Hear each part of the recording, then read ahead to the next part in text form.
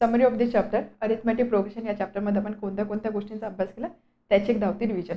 आपल्याला अभ्यास करायचा होता अरिथमॅटिक प्रोग्रेशनचा. आपण सुरुवात केली सिक्वेन्सने. सिक्वेन्सवरून आपण प्रोग्रेशनवर मूव्ह झाला. त्यानंतर प्रोग्रेशनचा एक टाईप म्हणून आपण अरिथमॅटिक प्रोग्रेशन कन्सिडर केलेला. First of all what is sequence? Sequence म्हणजे काय? Set of numbers or list of numbers. नंबर्सचा काही सेट किंवा नंबरची काही list which is arrange. What is sequence? Set of number or list of numbers which are arranged in some definite order or pattern is called as sequence. For example, आपण सिक्वेन्सचे काही examples बघितलेले. First example natural numbers. जर आपण natural numbers consider केले तर हे सगळे हा जो सिक्वेन्स आहे हा सिक्वेन्स नॅचरल नंबरचा सिक्वेन्स आहे. यामध्ये हे जे सगळे नंबर्स आहे एका डेफिनेट ऑर्डरमध्ये किंवा एका पॅटर्नने लिहिलेले आहे. त्याच पद्धतीने जर मी इव्हन नंबर्स कन्सिडर केले 2 4 6 8 10 इथे सुद्धा बघा एक पॅटर्न किंवा एक ऑर्डर फॉलो होते. याच पद्धतीने ऑड नंबरसाठी सुद्धा काही पॅटर्न और ऑर्डर फॉलो होणार आहे. जर मी इथे लिस्ट ऑफ प्राईम नंबर्स लिहिले इथे सुद्धा this is list of prime numbers. इथे सुद्धा काहीतरी पॅटर्न फॉलो होत आहे बरोबर. तर हे जे सगळे आपण लिहिलेले हे जे सगळे लिस्ट आहे किंवा हा जो सगळा सेट ऑफ नंबर्स आहे याला आपण बोलतो सिक्वेन्स. ठीक आहे. याला काय बोलतो आपण? सिक्वेन्स. म्हणजे काहीतरी ऑर्डर पाहिजे किंवा काहीतरी पॅटर्न पाहिजे. आता यामध्ये जर हा सिक्वेन्स मी फर्स्ट सिक्वेन्स कन्सिडर केला set of natural number of sequence of natural numbers. यामध्ये जर तुम्हाला विचारलं पुढचा टर्म कोणता आहे किंवा असं विचारलं की ह्या सिक्वेन्समध्ये सपोज 20th पोझिशनला कोणता नंबर आहे किंवा 28th टर्म कोणती आहे आपण हे इझिली प्रेडिक्ट करू शकतो राईट. कारण नॅचरल नंबरचा सिक्वेन्स आहे. आपण बेसिकली काय करतो एक एकने नंबर इन्क्रीज करतो. त्यामुळे पुढचा नंबर 6 असणार आहे किंवा 20th पोझिशनला कोणता नंबर हे आपण इझिली प्रेडिक्ट करू शकतो. त्याच पद्धतीने इव्हन नंबरमध्ये सुद्धा पुढचा नंबर आपण प्रेडिक्ट करू शकतो किंवा इथे तुम्हाला कोणता एक नंबर विचारला तो तुम्ही इझिली प्रेडिक्ट करू शकता. ठीक आहे. काय इझिली प्रेडिक्ट करू शकता? कारण या पहिल्या दोन्ही सिक्वेन्समध्ये काहीतरी मॅथमॅटिकल फॉर्म्युला वर्क होतं आहे राईट. आणि त्या फॉर्म्युलाचा यूज करून आपण पुढची टर्म प्रेडिक्ट करू शकतो. जसे इथे आपण 1ने नंबर वाढू शकतो, इथे आपण 2ने नंबर वाढू शकतो. काहीतरी मॅथमॅटिकल फॉर्म्युलाचा यूज इथे होतो या दोन सिक्वेन्समध्ये. थर्ड सिक्वेन्सचा जर आपण विचार केला यामध्ये पुढची टर्म प्रेडिक्ट करणं इझी आहे. आपण पुढची टर्म इझिली प्रेडिक्ट करू शकतो. आपल्याला माहिती 11 नंतरचा प्राईम नंबर कोणता असणार? 13 असणार आहे. बट त्याचा प्राईम नंबर फाइंड करण्यासाठी काय एखादा मॅथमॅटिकल फॉर्म्युलाचा यूज केला का? नाही. तुम्हाला कोणाला माहिती आहे की प्राईम नंबर फाइंड करण्याचा मॅथमॅटिकल फॉर्म्युला कोणता? म्हणजे 11 असेल पुढचा नंबर कोणता असणार? काही मॅथमॅटिकल फॉर्म्युला आहे का? नाही. आपण जस्ट विचार करतो की प्राईम नंबर म्हणजे असा नंबर की ज्याला फक्त 2च फॅक्टर असतात. That number itself and 1. मग असा पुढचा नंबर कोणता असणार आहे? त्याचा पुढचा नंबर कोणता असणार? असा विचार करून आपण ते नंबर डिसाईड करतो. बट इथे आपल्याला स्ट्रेट अवे कोणताच फॉर्म्युला मिळत नाही आहे. ज्या पद्धतीने इथे आपल्याला एक थोडक्यात आपल्याला एक फॉर्म्युला मिळत होता 2ने नंबर इन्क्रीज करा 1ने नंबर इन्क्रीज करा. त्यामुळे हे जे दोन सिक्वेन्सेस आहे की ज्याच्यामध्ये आपण पुढची टर्म किंवा त्या सिक्वेन्समध्ये असणारी कोणती टर्म इझिली प्रेडिक्ट करू शकतो युजिंग सम मॅथमॅटिकल फॉर्म्युला और mathematical logic. Then this sequences are called as progression. याला काय बोलतं? प्रोग्रेशन. तर आपण अशा प्रोग्रेशनचा अभ्यास इथे करणार आहोत. या केसमध्ये पुढचा नंबर प्रेडिक्ट करू शकतो बट त्यासाठी कोणता मॅथमॅटिकल फॉर्म्युला नाही आहे. त्यामुळे याला आपण प्रोग्रेशन नाही बोलणार, आपण याला प्रोग्रेशन बोलणार आहोत. ठीक आहे. सिक्वेन्स झालं, प्रोग्रेशन झालं. आता प्रोग्रेशनमध्ये सुद्धा काही टाईप्स आपण बघितले, टाईप्स डिस्कस केलेले. एक असतो AP अरिथमॅटिक प्रोग्रेशन. अरिथमॅटिक प्रोग्रेशनला आपण दाखवतो A.P. सेकंड असतो GP जॉमेट्रिक प्रोग्रेशन अँड अजून एक आहे HP त्याला बोलतो हार्मोनिक प्रोग्रेशन. Harmonic progression. तर यामध्ये आपल्याला आपल्या सिलेबसमध्ये फक्त APचा अभ्यास करायचा आहे आणि GPचं थोडंफार इंट्रोडक्शन आपल्याला दिलेलं आहे की जॉमेट्रिक प्रोग्रेशन म्हणजे काय असतं. तर ह्या दोन्ही गोष्टी आपण डिस्कस केलेल्या. What is arithmetic progression? दोन सिक्वेन्स आपण कन्सिडर करूया. फर्स्ट सिक्वेन्स आहे 2 4 6 8 10 dash dash dash. Second sequence आपण कन्सिडर करू 2 4 8 16 32 डॅश डॅश डॅश. ठीक आहे. या दोन सिक्वेन्समधला एक आहे AP एक आहे GP. हे कसं डिसाईड झालं? Arithmetic progression. तर बघा यामध्ये आपण बेसिक डिफरन्स काय बघितलं AP आणि GPचं. अरिथमॅटिक प्रोग्रेशनमध्ये जे दोन कॉन्सिक्युटिव्ह नंबर्स असतात, कॉन्सिक्युटिव्ह म्हणजे काय लागोपाठचे नंबर, जे दोन लागोपाठचे नंबर असतात त्याच्यामध्ये असणारा डिफरन्स नेहमी कॉन्स्टंट असतो. डिफरन्स म्हणजे काय? दिस मायनस दी. यामध्ये डिफरन्स फाइंड करताना आपण नेहमी next term minus previous term करतो. म्हणजे ते T2 मायनस T1. तर यामध्ये अजून एक गोष्ट आपण सिक्वेन्समध्ये बघितलं, सिक्वेन्समध्ये असणाऱ्या ज्या टर्म्स असतात त्या टर्म्स आपण दाखवतो स्मॉल t या लेटरने. ओके. तर ह्या सिक्वेन्ससाठी फर्स्ट टर्म आहे T1, second term T2, third term T3, T4. अशा जर n टर्म्स असतील तर n नंबरची टर्म असणार आहे Tn. ठीक आहे. नंबर ऑफ टर्म किंवा किती नंबरची टर्म आहे ते आपण ह्या लेटरने दाखवतो. तर यामध्ये AP मध्ये काय असतं? एपीमध्ये नेहमी T2 minus T1, T3 minus T2, T4 minus T3 म्हणजे ह्या दोन कॉन्झिक्युटिव्ह नंबरचा जो डिफरन्स असतो तो डिफरन्स नेहमी कॉन्स्टंट असतो. ठीक आहे, एपीमध्ये डिफरन्स नेहमी कॉन्स्टंट असतो आणि ह्या डिफरन्सला आपण काय बोलतो, कॉमन डिफरन्स. हा डिफरन्स सगळ्या ठिकाणी कॉमन आहे ना, म्हणून याला बोलतो common difference. This common difference is constant for AP. ठीक आहे, सो यामध्ये जर तुम्हाला पुढची टर्म विचारली तर पुढची टर्म आपण काय करणार, या 2 नंबरमध्ये असणारा प्रत्येक 2 नंबरमध्ये असणारा डिफरन्स कॉन्स्टंट आहे. इथे डिफरन्स 2 आहे, इथे 2 आहे. त्यामुळे जर मी पुढचा नंबर विचारला तर आपण काय करू, या 10मध्ये 2 ॲड करू. सो इथे आपल्याला 12 मिळणार, जेणेकरून 12 मायनस 10 म्हणजे कॉन्स्टंट डिफरन्स परत इथे मिळणार आहे. ठीक आहे, तर असा जो सिक्वेन्स असतो याला बोलतो आपण arithmetic progression. What about geometric progression, यामध्ये जर तुम्ही हे नंबर्स बघितले, हा सिक्वेन्स सुद्धा 2ने स्टार्ट होतोय, सेकंड टर्म सुद्धा 4 आहे, बट थर्ड टर्म बघा इथे थर्ड टर्म 6 येते, इथे थर्ड टर्म 8 येते. पॅटर्न जर तुम्ही बघितला प्रत्येक ठिकाणी नंबर डबल होतोय. 2 × 2 4, 4 × 2 8 × 2 16, 16 × 2 32. तर इथे काय होतं, प्रत्येक ठिकाणी नंबर डबल होतं. किंवा याला आपण दुसऱ्या वेमध्ये असं बोलू शकतो, इथे आपण जसा 2 कॉन्झिक्युटिव्ह टर्मचा डिफरन्स घेतला त्याच पद्धतीने इथे 2 कॉन्झिक्युटिव्ह टर्मचा आपण रेशो घेणार आहोत. रेशो म्हणजे काय, T2/T1. सो 4/2 हा रेशो किती आला, 2. हा रेशो घेतला 16/8, हा रेशो आला 2. 32/16 रेशो आला 2. तर जॉमेट्रिक प्रोग्रेशन म्हणजे काय, असा सिक्वेन्स ज्याच्यामध्ये रेशो कॉन्स्टंट असतो किंवा रेशो कॉमन असतो त्याला बोलतो जॉमेट्रिक प्रोग्रेशन. सो यामध्ये आपण लिहू शकतो ratio is constant, ratio between 2 consecutive terms is constant. तर तसा जो सिक्वेन्स असतो त्याला बोलतात जीपी. आपल्याला जीपीबद्दल एवढंच डिस्कस करायचं होतं. याच्याशी रिलेटेड आपण एक स्टोरीसुद्धा बघितली. स्टोरीचं नाव होतं वाईस टीचर. तर स्टोरीची समरी काय होती की 2 टीचर होते, त्या 2 टीचरची सॅलरी दिलेली होती. पहिल्या टीचरनी सांगितलं की मला टोटल 12 मंथची सॅलरी कन्सिडर करायची होती.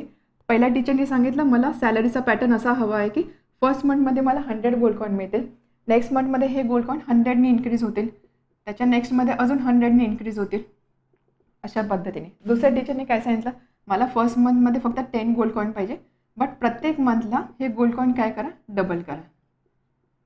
अशा पद्धतीने सॅलरी स्ट्रक्चर ह्या दोघांचं होतं. मग या दोघांमध्ये कोणता टीचर स्मार्ट आहे किंवा वाईस आहे ते आपल्याला चेक करायचं होतं किंवा ते डिसाईड करायचं होतं.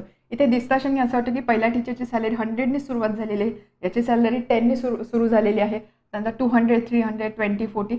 तर दिसताना असं वाटतं की हा टीचर वाईस होता किंवा हा टीचर स्मार्ट होता, याला जास्त पैसे मिळणार आहे. बट ज्यावेळेस तुम्ही मंथली सॅलरी कॅल्क्युलेट कराल आणि जसे जसे मंथ्स वाढत जातील, नंबर ऑफ मंथ्स वाढत जातील, तशी तशी ह्या टीचरला मिळालेली सॅलरी वाढत जाणार आहे. कारण का, कारण इथे जर तुम्ही बघितलं इथे कॉमन डिफरन्स कॉन्स्टंट आहे, this sequence is in AP, आणि या ठिकाणी कॉमन रेशो कॉन्स्टंट आहे, this sequence is in GP. आणि नेहमी जीपी जो आहे जीपी एपीपेक्षा फास्टर रेटनी ग्रो होतो, जीपी एपीपेक्षा फास्टर रेटनी ग्रो होतो. त्यामुळे ह्या टीचरला मिळणारी सॅलरी पटापट ग्रो होणार आहे. ठीक आहे, तर यामध्ये प्रोव्हाइडेड अजून एक कंडिशन होती, रेशो जो होता रेशो नेहमी 1पेक्षा मोठा पाहिजे, त्या केसमध्ये हे लॉजिक फॉलो होतो. ठीक आहे, रेशो 1पेक्षा मोठा म्हणजे बघा इथे सॅलरी इन्क्रीज होते, डबल होते, हाफ नाही होते. हाफ म्हणजे काय, रेशो 1पेक्षा लहान असणार आहे. सो रेशो 1पेक्षा मोठा असेल तर जॉमेट्रिक प्रोग्रेशन अरिथमॅटिक प्रोग्रेशनपेक्षा फास्टर रेटने ग्रो होतं. तर एवढाच अभ्यास आपल्याला जॉमेट्रिक प्रोग्रेशनचा करायचा होता. त्यानंतर अगेन आपण मूव झालेलं एपीकडे, अरिथमॅटिक प्रोग्रेशनकडे. तर अरिथमॅटिक प्रोग्रेशनसाठी आपण काही टर्म्स बघितल्या. फर्स्ट टर्म म्हणजे काय, T1 आपण कशाने डिनोट करतो, स्मॉल एने, राईट. अरिथमॅटिक प्रोग्रेशन सिक्वेन्ससाठी, या सिक्वेन्ससाठी आपण फर्स्ट टर्म डिसाईड केलेला फर्स्ट टर्म आपण एने डिनोट करतो. त्यानंतर 2 कॉन्झिक्युटिव्ह टर्ममध्ये असणारा डिफरन्स तो आपण डिनोट करतो स्मॉल डीने. ठीक आहे, सिक्वेन्स असतो किंवा एपी असतो T1, T2, T3 up to Tn. हा एपीमध्ये असणारे टर्म्स असणार आहे. फॉर एक्झाम्पल तर फर्स्ट टर्म काय असणार आहे, ए. नेक्स्ट टर्म काय असणार आहे, 2 कॉन्झिक्युटिव्ह टर्ममध्ये असणारा डिफरन्स डी आहे, याचा अर्थ नेक्स्ट टर्म असणार आहे ए प्लस डी. आता बघा T2 मायनस T1 जर केला तर ए प्लस डी मायनस ए, ए प्लस डी मायनस ए, म्हणजे इथे ए आणि ए कॅन्सल होणार, म्हणजे या 2 टर्ममध्ये असणारा डिफरन्स असणार आहे डी. त्याच लॉजिकनी थर्ड टर्म काय असणार आहे, ए प्लस 2डी, नेक्स्ट टर्म असणार आहे ए प्लस 3डी. अशा पद्धतीने टर्म्स आपण चेक केलेला. तर हा जो सिक्वेन्स आहे, this sequence is nothing but arithmetic progression. तर या सिक्वेन्सला आपण बोलू शकतो या सिक्वेन्समध्ये असणारा टर्म अरिथमॅटिक प्रोग्रेशनमध्ये आहे. ठीक आहे, आठवतं इथपर्यंत. तर यावरून आपण nth टर्मचा फॉर्म्युला डिसाईड केला. इथेच आपण पॅटर्न बघितला. T1 काय होतं, T1 is a, T2 is a plus D, T3 A plus 2डी. ए प्लस डी म्हणजे ए प्लस 0डी आपण लिहू शकतो, राईट. इथे जर तुम्ही बघितलं फर्स्ट टर्मसाठी इथे नंबर येतोय 0, सेकंड टर्मसाठी इथे नंबर येतोय 1, थर्ड टर्म इथे नंबर येतो 2, म्हणजे आपण डी सोबत जो नंबर आहे त्याचा विचार करतो. यावरून आपल्याला एक पॅटर्न मिळाला की nth टर्म आपण कन्सिडर केली, म्हणजे n म्हणजे हा जनरलाइज नंबर असणार आहे. n टर्म कन्सिडर केली, पहिला नंबर तर प्रत्येक ठिकाणी सारखा राहतो म्हणजे एच असणार आहे, इथे सुद्धा डी असणार आहे, फक्त इथे असणारा नंबर चेंज होणार आहे. हा नंबर कसा चेंज होतोय, 1 असेल तर 0, 2 असेल तर 1, 3 असेल तर 2, म्हणजे 1ने नंबर कमी होतोय. इथे नंबर काय आहे n, मग इथे कोएफिशियंट इथे डीला मल्टिप्लाय करणारा नंबर काय असणार आहे n-1. हा होता generalize formula for nth term of given AP. आठवते Tn is equal to a plus n-1 into D. यावरून आपण दिलेल्या सिक्वेन्समधले कोणती टर्म फाइंड करू शकतो किंवा दिलेल्या AP कोणती टर्म फाइंड करू शकतो. फॉर एक्झाम्पल तुम्हाला AP दिलेला आहे 5, 7 या पद्धतीने एक अरिथमॅटिक प्रोग्रेशन दिलेलं आहे. यामध्ये first term a is 5, common difference प्रत्येक ठिकाणी 2 आहे. आणि जर तुम्हाला विचारलं की 201 या पोझिशनला कोणता नंबर आहे, म्हणजे ह्या सिक्वेन्ससाठी किंवा ह्या एपीसाठी 201 ह्या पोझिशनला कोणता नंबर आहे किंवा टर्म विचारली आपल्याला T01 ही टर्म विचारली, मग ती टर्म काय असणार. या ठिकाणी तुम्हाला एक प्रत्येक म्हणजे नेक्स्ट नंबर 15, नेक्स्ट नंबर 17 असं कॅल्क्युलेशन करण्याची गरज नाही आहे. आपण हा फॉर्म्युला इथे यूज करू शकतो. एनची व्हॅल्यू फक्त काय पुट करा 201, so T201 is equal to a plus 201 minus 1 म्हणजे 200D, so a plus 200D. यामध्ये एची टर्म माहीत आहे, फर्स्ट टर्म माहिती आहे, कॉमन डिफरन्स सुद्धा सिक्वेन्सहून आपल्याला मिळाला आहे 2. यामध्ये व्हॅल्यू पुट करा, तुम्हाला ही 201 टर्म मिळणार आहे. ठीक आहे, तर अशा पद्धतीने आपल्याला आपण दिलेल्या अरिथमॅटिक प्रोग्रेशनची कोणतेही टर्म या फॉर्म्युलाचा यूज करून फाइंड करू शकतो. Tn is equal to a plus n-1 into D. Tn झाल्यानंतर नेक्स्ट आपण बघितलेला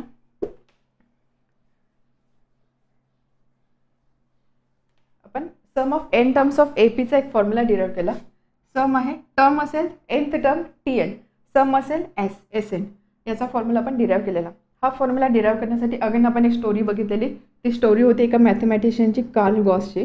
तर त्यांनी ज्या लॉजिकनी नंबर्सची सम केली फ्रॉम 1 to 100 ह्या नंबर्सची सम करण्यासाठी त्यांनी एका लॉजिकचा यूज केला. सेम लॉजिक फॉलो करून आपण sum of n terms of AP find करू शकतो. त्यावरून आपल्याला एक फॉर्म्युला मिळालेला Snचा. Sn is equal to n/2 inside bracket 2a plus n-1 into D.